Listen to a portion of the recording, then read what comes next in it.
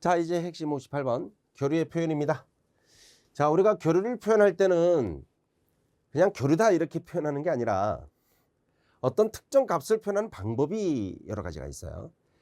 파형을 표현하는 순식값, 크기를 표현하는 시료값, 직류로 변환된 평균값, 이런 표현들이 이제 교류의 표현으로 나오게 되는데요. 자, 교류 발전기 전기자 1도체가 1회전할 때 시간에 대하여 주기적으로 정연파를 그린다. 정연파 교류라는 얘기를 그래서 쓰는 거죠. 정연파 교류. 그리며 나타나는데 이때 교류의 표현을 정연파 교류라고 합니다. 우리가 제2장, 회로이론 제2장이 정연파 교류라는 파트예요. 다음과 같은 종류로 분류하여 표현을 나타내고 있다. 봅시다. 순식값. 자, 순식값은 교류의 파형을 식으로 표현하는 방법이에요. 순식값. 그래서 여러분들이 이제 순식값이다가 파형이구나 이렇게 생각하시면 돼요. 자, 우리가 전압은 EM, 전류는 IM이라는 값이 항상 등장하게 되죠. 파형의 최대값을 얘기하는 겁니다. 파형의 최대값. 그리고 사인 오메가 t라고 하는 것은 정연파를 나타내는 거예요. 정연파. 그리고 이제 세타는 전압 전류의 위상을 표현하는 것입니다. 출발각이다라고 생각하시면 돼요. 초기 위상값. 보통은 우리가 0도에서 출발하기 때문에 그냥 사인 오메가 t만 적지만 이 세타의 출발각이 0도가 아니라 이만큼 이쪽은 느려지는 거고요. 이쪽은 빨라지는 거죠. 위상의 출발점이 달라지면 항상 파형이 뒤따르게 돼 있다. 그리고 이제 소문자 알파벳으로 표현하는 걸 순식값이라고 합니다. 그래서 ETIT 이렇게 보통 사용하고 있죠. 이 괄호 T를 생략하는 경우도 있어요. 그냥 소문자 E, 소문자 I로 이렇게 쓸 때도 있습니다. 자, 이걸 순식값이라고 하는데 한번 보도록 할게요. 각속도가 주어질 겁니다. 오메가가 항상 따라 나오는데 이 오메가는요. T분의 세타라고 표현하기 때문에 T가 이쪽으로 넘어가면 오메가 T가 되잖아요. 오메가 T가 의미하는 게 바로 세타를 의미하는 것입니다. 지금 우리가 일반적인 시간을 한 주기로 보고 한 주기는 360도 2파이가 되죠. 그래서 T분의 2파이가 바로 오메가가 되는데요. 주기하고 주파수가 역수관계니까 2파이 F라고 표현을 하게 됩니다. 오메가는 2파이 F라는 식을 더 많이 쓰고 있죠. 요거 알고 계셔야 돼요. 오메가는 2파이 F다. 근데 이런 과정에서 나왔다라는 것도 여러분들 한번 이해를 하고 넘어가면 좋겠다 이런 얘기죠. 자, 전압의 순식값 표현 어떻게 됩니까? 사인 오메가 t 앞에는 최대값 나와야 되고요. 사인 오메가 t 다음에 바로 세타가 뒤따라야 됩니다. 전류도 마찬가지야. IM 사인 오메가 t 다음에 세타가 항상 뒤따라야 됩니다. 그래서 세타는 오메가 t하고 괄호로 이렇게 묶여 있는 형태다라는 걸 기억하셔야 돼요. 이게 순식값의 모델입니다. 그래서 이 파형을 그대로 우리는 뭐라 하냐? 순식값이라고 하는 거예요. 순식값.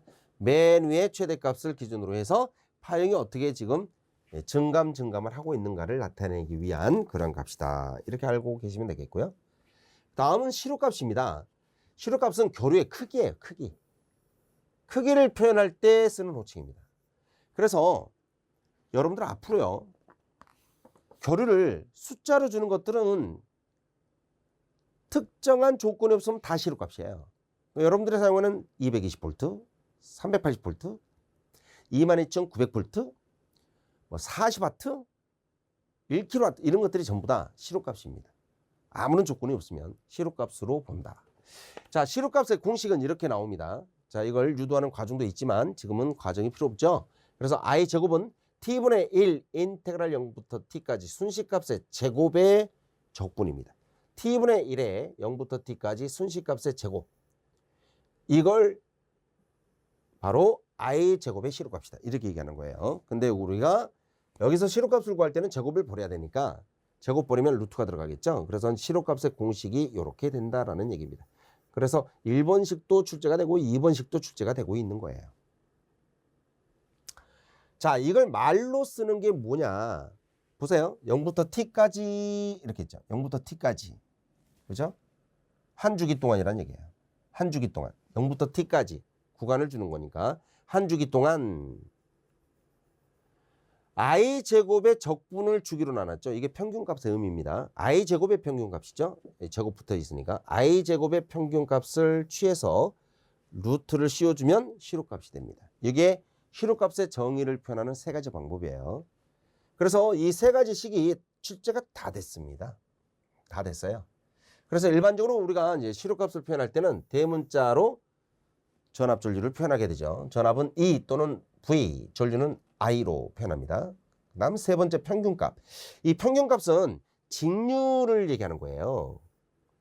평균값은 직류를 얘기하는 건데 결유 파형 자체에서 직류 성분을 구할 수는 없죠.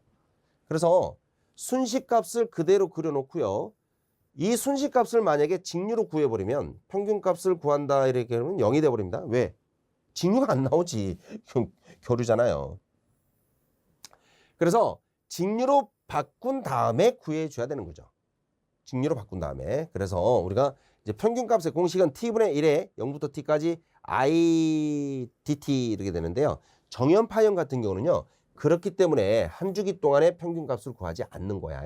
한 주기 동안의 평균값 구해버리면 플러스 마이너스가 합의되면서 0이 돼버리잖아요. 그죠? 그래서 우리가 직류로 바꾼다 그러면 정류 과정을 통해서 여기 마이너스 파형이 없다고 보고 반주기 동안만 평균값을 구하는 이유가 거기 있는 겁니다. 하여간 여러분들 평균값은 직류다. 직류 성분이다. 이렇게 알아두시길 바랍니다. 정연 파교류는요. 한 주기 내에서 반주기마다 주기적으로 플러스 마이너스로 변하잖아요. 파형이 변하잖아요. 반주기 플러스 반주기 마이너스. 변화함으로 한 주기 내에서 평균값을 구하면 0이 돼버린다고요. 한 주기 내에서 평균값을 구하게 되면 결유를 가지고 평균값을 직접 구하면 0이 돼버리죠. 직류가 나올 수가 없으니까. 따라서 결유의 직류 성분을 구하기 위해서는요. 반주기까지만 계산을 해서 이미 정류 과정을 통한 다음에 구하겠다. 이런 이론이 적용되어 있다라고 생각해 주셔야 됩니다. 그렇게 평균값 구하는 것이 바로 얼마냐? 파이분의 2im이다. 이렇게 나오는 거예요. 파이분의 2im이 정연파 교류의 평균값, 바로 반주기 동안만 적용해서 구한 결과가 되겠습니다. 이해되셨죠? 자, 한 문제가 준비가 되어 있습니다. 결유 전류는 크기 및 방향이 주기적으로 변합니다. 당연하죠? 결유를 하겠으니까. 자, 결유를 놓고 한 주기의 평균값 구하면 얼마가 되겠습니까? 0이 돼버리죠. 네, 결유에서는 한 주기 동안 평균값을 구하면 0이 돼버립니다. 자, 그 내용을 기억하시고요. 우리가 여러 가지 파형별 시로값 평균값을 다 우리가 앞에서 다 구했어요. 아셨죠? 그건 여러분들이 데이터를 모두 알고 계시고 그때 평균값은 한 주기 동안 구한 게 아니라 정연 파형 같은 경우는 반주기 동안만 구한 거고 반파 특성은 한 주기 동안 해서 평균값을 구한 결과다. 이렇게 기억하시면 되겠습니다. 자, 교류의 표현, 순식값, 시로값, 평균값에 대해서 살펴봤습니다.